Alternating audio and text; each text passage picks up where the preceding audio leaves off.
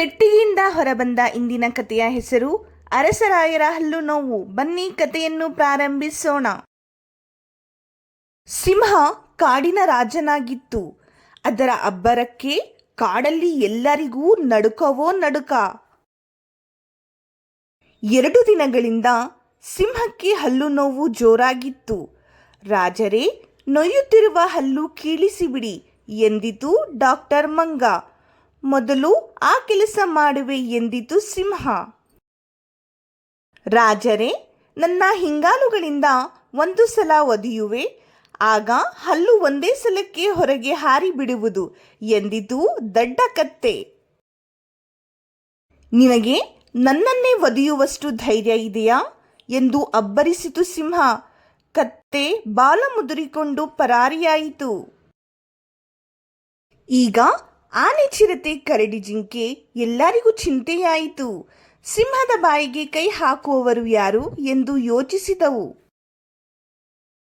ಮತ್ತೆರಡು ದಿನಗಳು ಕಳೆದವು. ಸಿಂಹಕ್ಕೆ ಹಲ್ಲು ನೋವು ತಡೆಯಲು ಆಗುತ್ತಿಲ್ಲ. ನಾನು ಒಂದು ಸಲ ನೋಡಲ ಎಂದು ಕೇಳಿತು ಇಲಿರಾಯ. ಅವರಿಬ್ಬರ ಸುತ್ತ ಯಾರೂ ಇಲ್ಲದೆ ಇರುವಾಗ ನೋಡಪ್ಪ ಎಂದ ಸಿಂಹ ಅಗಲವಾಗಿ ಬಾಯಿ ತೆರೆಯಿತು. ಓ, ನಿಮ್ಮ ಹಲ್ಲುಗಳ ಸಂದುಗಳಲ್ಲಿ ಸಿಕ್ಕಾಪಟ್ಟೆ ಕೊಳೆ ಸೇರಿದೆ ಎಂದು ಬಾಯಲ್ಲಿ ಕಣ್ಣಾಡಿಸಿ ಹೇಳಿತು ಇಲಿ. ಅಷ್ಟೇ ಅಲ್ಲ, ತನ್ನ ಚೂಪಾದ ಹಲ್ಲುಗಳಿಂದ ಸಿಂಹದ ಹಲ್ಲುಗಳನ್ನೆಲ್ಲ ಉಜ್ಜಿ ಉಜ್ಜಿ ಶುಚಿ ಮಾಡಿತು. ಸಿಂಹಕ್ಕೆ ಈಗ ಸ್ವಲ್ಪ ಹಾಯ್ ಎನಿಸಿತು. ರಾಜ, ದಯಮಾಡಿ ದಿನ ನಿಮ್ಮ ಹಲ್ಲುಗಳನ್ನು ಚೆನ್ನಾಗಿ ಉಜ್ಜಿ ತೊಳೆಯಿರಿ, ಇಲ್ಲವಾದರೆ ಹಲ್ಲುಗಳೆಲ್ಲ ಕೊಳೆತು ಬಾಯಿ ವಾಸನೆ ಬರುವುದು ಎಂದಿತು ಜಾಣ ಇಲಿ. ಹೌದಪ್ಪ ಇಲಿರಾಯ, ಇನ್ನು ಮೇಲೆ ಹಾಗೆಯೇ ಮಾಡುವೆ. ಆದರೆ ದಯಮಾಡಿ ಯಾರಿಗೂ ಈ ವಿಷಯ ಹೇಳಬೇಡ.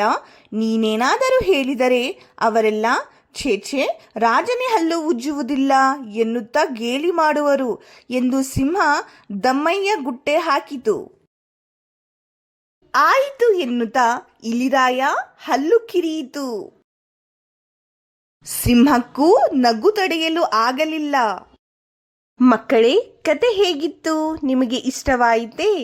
ಇಂತಹ ಇನ್ನಷ್ಟು ಆಸಕ್ತಿದಾಯಕ ಕತೆಗಳೊಂದಿಗೆ ಮತ್ತೆ ಭೇಟಿಯಾಗೋಣ. ಅಲ್ಲಿಯವರೆಗೆ ನಮಸ್ಕಾರ. ಇಂತಹ ಆಸಕ್ತಿದಾಯಕ ಕತೆಗಳನ್ನು ಕೇಳಲು ಈ QR ಕೋಡ್ ಅನ್ನು ಸ್ಕ್ಯಾನ್ ಮಾಡಿ.